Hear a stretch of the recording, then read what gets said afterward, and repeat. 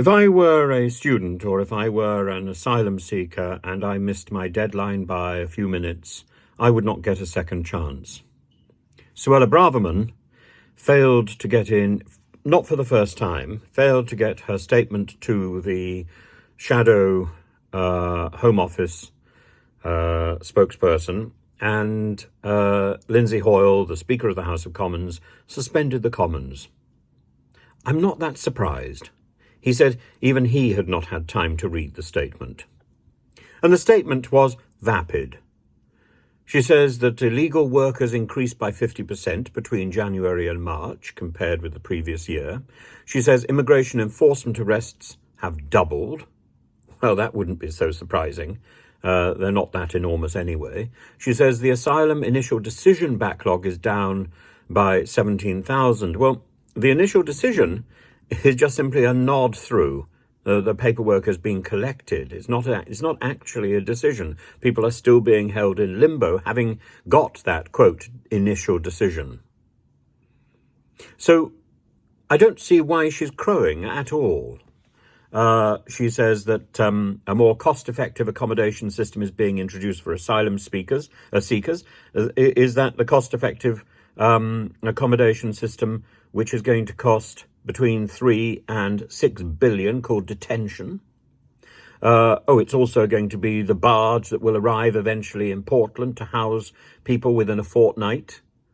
Migrants also being housed in Wethersfield and Scampton. She believes that's going to happen soon.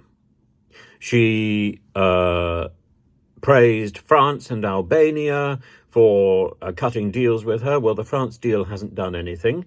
The Albanian deal has simply done what Edi Rama, the Prime Minister of Albania, has been requesting for some time. So again, what's the point? And even there, it's not done as he has advised. It's about Home Office representatives in the airport. Well, that's not where they're needed. Where they're needed is in northern Albania. So she finally ended up apologising to Yvette Cooper for her tardiness. But I just simply don't think it's enough. And she says, well, after Yvette Cooper responded, she said, well, Yvette Cooper and the Labour Party don't have a plan for dealing with the small boats. Actually, I don't understand why nobody is challenging the whole issue at source. We shouldn't be having small boats because we should be managing the asylum applications from France. That's why we should be paying France. And if we want to build something, it's not detention centres in the UK, it's a processing centre in France. And elsewhere, maybe even in Libya, maybe even in Albania. Nobody needs to cross the channel. And all of this is a way to fortify some very silly Lee Anderson propaganda. Lee Anderson, of course, was there chomping at the bit talking about Rwanda. Well, Rwanda is stuck, as Braverman pointed out, in the courts. Of course it is.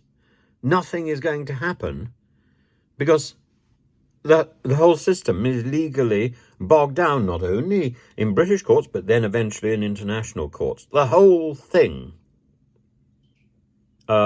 is legally questionable and morally repugnant. So we come down to the bottom line. The bottom line is why.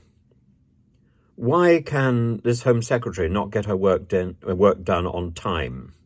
She can't do her work on time to the satisfaction of anybody else. Everyone else is hanging around for her, and that is the lead she gives to her department. We shouldn't be surprised that the civil servants in her department are late and cannot get their work done because of that leadership that she gives. She doesn't get her work done on time either.